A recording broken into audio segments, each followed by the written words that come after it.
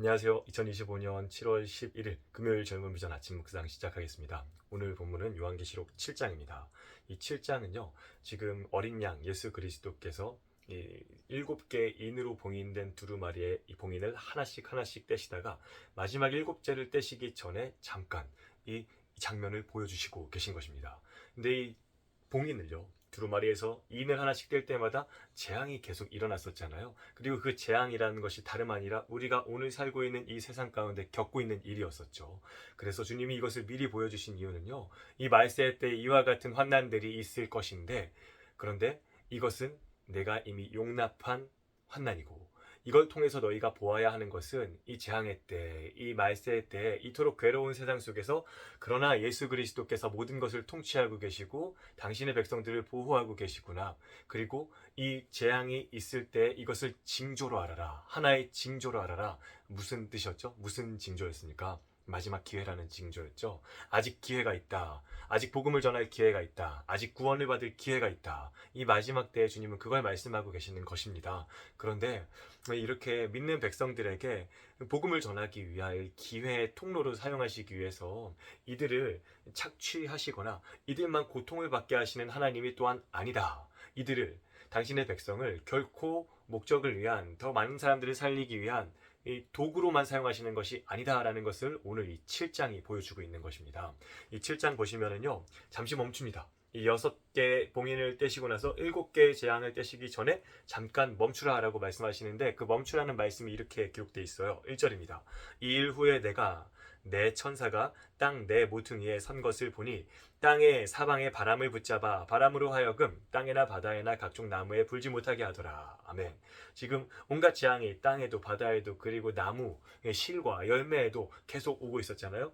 그런데 바람을 멈추라고 하는 것입니다. 예레미야 49장 36절에 보시면은요, 주님이 주변 여러 국가들에 대한 재앙을 선포하시면서 심판을 선고하시면서요, 엘람이라는 국가의 심판을 선고하시는데, 그 엘람이라는 국가의 사방에서 바람을 보내어서 이들이 사방으로 흩어지게 될 것이다. 즉 전쟁입니다. 재앙입니다. 근데 주님이 잠깐 이 바람을 멈추라. 그러니까 이 환난을 멈추라 라고 말씀하신 거죠. 그리고 하시는 일이 바로 이것입니다. 3절입니다. 이르되 우리가 우리 하나님의 종들의 이마에 인치기까지 땅이나 바다나 나무들을 해하지 말라 하더라. 하나님의 종들의 이마에 인을 친대요. 이 인친다는 것이 무슨 뜻일까요? 4절입니다. 내가 인침을 받은 자의 수를 들으니 이스라엘 자손의 각 지파 중에서 인침을 받은 자들이 14만 4천이니. 아멘. 네, 이 인친다. 그 수가 14만 4천이다. 자, 우리 두 가지를 알아야겠죠. 인친다는 것의 의미와 이 14만 4천이라는 신천지가 그토록 집착하는 이 문제의 숫자에 대한 의미, 이마에 인친다는 것을 봤을 때 하나님이 표시한다는 것이잖아요. 여러분, 성경에서 그 아주 긴박한 상황에서 주님이 당신의 백성에게 따로 표시하라고 한 적이 있었습니다. 그게 무엇이었는지 기억나시죠?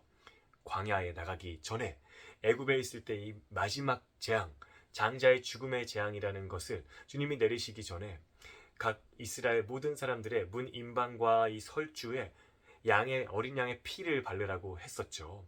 그리고 그 집은 죽음이 뛰어넘어갔습니다. 즉 유월절이 되었었던 것이죠.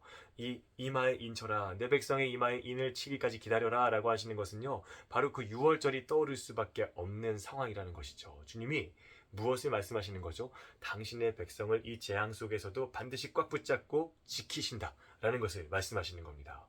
근데 이것은 비단 우리가 육체적인 고난이나 경제적인 손실을 입지 않는다, 이 정도만 뜻하는 것이 아니죠. 그건 입을 수도 있습니다. 그러나 사탄이 빼앗을 수 없는 것은 무엇이겠습니까? 생명이죠. 구원받은 영원한 생명, 주님이 백성들을 반드시 그렇게 지키신다라는 것입니다. 인치신다라는 것입니다. 그때까지 기다려라 라고 하시는 거고요. 이것은 즉 이 모든 재앙과 환난이 당신의 백성, 하나님 아버지의 예수 그리스도의 백성들을요, 결코 영원히 죽일 수 없다는 것입니다. 우리가 같이 세상 속에서요, 고난과 환난과 어려움 겪을 수 있습니다. 이스라엘 백성들이 마치 애굽 땅에서 그 10가지 재앙을 다 견뎌냈었던 것처럼요. 그러나 그 가운데에서도 주님이 어떻게 하셨죠? 고센 땅에는 우박을 내리지 않게 하셨습니다. 이스라엘 사람들이 살고 있던 그 땅에는요. 그리고 온 땅에 죽음이 덮었을 때에도 주님이 그들을 구원하셨습니다. 이와 같이 우리도 이 환난 가운데 살고 있지만, 그러나 주님이 꽉 붙잡고 계시며 우리에게 영원한 생명을 주신 것을 결코 빼앗길 수 없다는 것을요, 알려주고 계시는 겁니다. 14만 4천이란 무엇일까요? 여러분, 요한계시록은 어떤 숫자가 많이 나온다고 했었죠? 완전수입니다. 농담을 하는 말이 아니고요. 주님이 이 숫자를 통해서 상징적으로 말씀하시는 거예요. 14만 4천이라는 것은 완전수 12와 12가 곱해졌을 때 144가 되죠. 거기에 또 완전수 10을 3번 곱한 이 1000, 그것을 곱한 숫자가 14만 4천이라는 것이죠. 이것을 모두 다 보면은요, 계속 완전수라는 것입니다. 그래서 여기 지파들의 목록, 명단을 보면은요, 5절에서부터 9절까지 각 지파에서 1만 2천 명씩, 유다 지파부터 시작하여서 베냐민 지파까지 1만 2천 명씩, 1만 2천 명씩 인침을 받았다라고 나옵니다. 과연 1만 2천 명 숫자 그대로일까요? 아니죠. 12만, 아니 1만 2천이라는 숫자도 여러분 완전수 아닙니까? 12 곱하기 1000, 이렇게 수열로 갈 필요가 없습니다. 이 숫자 자체가 의미하는 것이 바로 주님이 뜻하신 바대로 온전한 그 구원하시는 모든 백성들을 다 구원하신다는 것을 의미하는 것입니다. 우리가 이것을 보아야지만 이 환난이 가득한 세상 속에서 두려움과 낭망에 쓰러지는 것이 아니고 더욱더 예수 그리스도를 바라보며 우리가 바로 이 복음을 전하다가 쓰러지는 이 백성들이 바로 우리가 나아가야 될 길이구나라는 것을 알게 된다는 것이죠. 이때가 기회라는 것을 알고 이때에도 복음을 전하며 내 삶으로 복음을 증거하는 삶을 살아갈 수 있다는 것입니다. 주님이 오늘 우리에게 이것을 주목하게 하신 이유가 바로 이것입니다.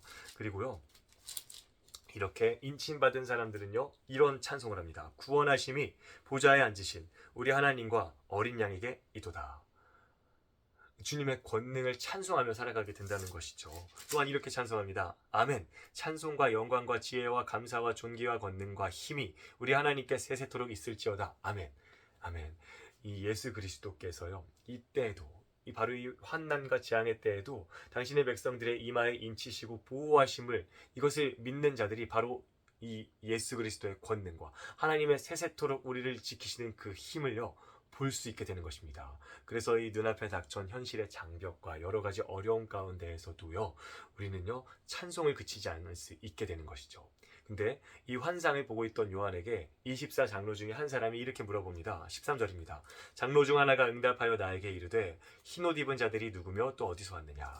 이 인침 받은 자들, 이렇게 찬송하는 자들이 이 9절에 보시면 흰 옷을 입고 종려나무 가지를 들고 이렇게 찬송하고 있었다라고 기록하고 있거든요. 근데 흰 옷은 우리가 이미 요한계시록 3장에서부터 계속 봤듯이 무슨 뜻이죠? 승리한 자라는 것입니다. 끝까지 주님의 복음을 붙잡았던 자들이라는 것입니다. 근데 이 자들이 어디서 왔는지 물어보고 있어요. 어디서 왔느냐? 이게 장로들이 몰라서, 궁금해서 요한에게 물어보는 것일까요? 아니죠. 요한이 오히려 모릅니다. 장로들은 오히려 알고 있습니다. 그리고 요한이 이들이 어디서 왔는지 이 사실을 분명히 알아야 되기 때문에 지금 물어보고 있는 거예요.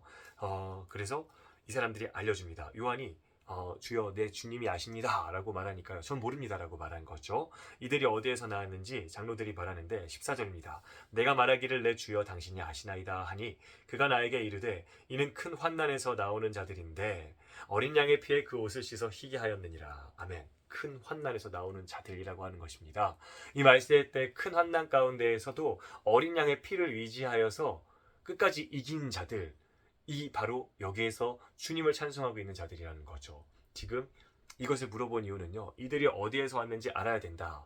그리고 너희가 지금 그 처한 상황이 바로 이들이 처한 상황이고 너희는 바로 이 흰옷 입은 자들이 되어야 된다라는 것을요, 말씀하시는 겁니다. 즉 이상을 주시는 거죠. 오늘 여기 이 땅에서 우리가 무엇을 바라보고 살아야 될지 비전을 주시는 것입니다. 우리가 바로 이 흰옷 입은 자로 주님이 부르신 자들이고요. 그렇다는 것은 오늘 여기에서 우리가 주님이 보호하시며 내가 바로 인침받은 자임을 기억하면서 예수 그리스도 그 어린 양을 위지하며 오늘 여기 우리가 살게 하신 이 시간, 이 세대, 오늘을 살아가야 된다는 것이죠. 그것을 아는 자들에게는 이게 보입니다. 마지막 구절인데요.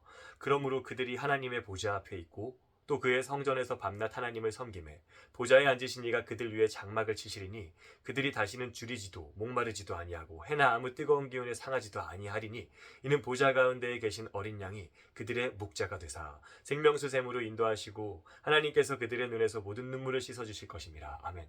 어떤 고통도 없습니다. 어떤 괴로움도 없습니다. 주님이 이들을 보호하십니다. 그리고 그들의 목자가 되어주신다고 합니다. 요한복음 10장에 의하면 주님이 말씀하시잖아요. 나는 선한 목자라. 선한 목자는 양을 위해서 목숨을 버리느니라. 주님이 우리를 위해 목숨 거신다는 것입니다. 그리고 이 선한 목자, 라고 갈라디아서 4장 9절에서도 주님이 말씀하시는데 나는 너의 목자요 너희를 아는 바 된이라 라고 말씀하시죠.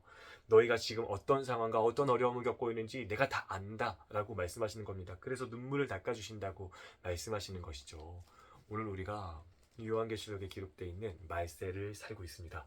그러나 주님이 말씀하십니다. 너희는 나의 머리에 이마에 인친 자다. 내가 끝까지 보호한다. 그 사실에 주목하여라. 그때 너희는 권능이 누구에게 있으며 구원하심이 누구에 있는지 찬송하는 자가 될 것이며 흰옷 입은 자가 어떠한 위로와 어떠한 영광을 누리게 되는지 보게 될 것이다. 여러분 우리가 그것을 똑똑히 보며 오늘을 살아가며 승리할 수 있게 주의 이름으로 축복드립니다.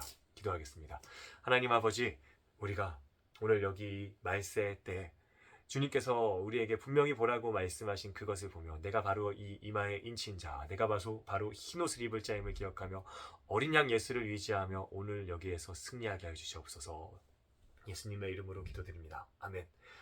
정말 승리하시고요. 우리 주일에 같이 뵙겠습니다. 안녕히 계세요.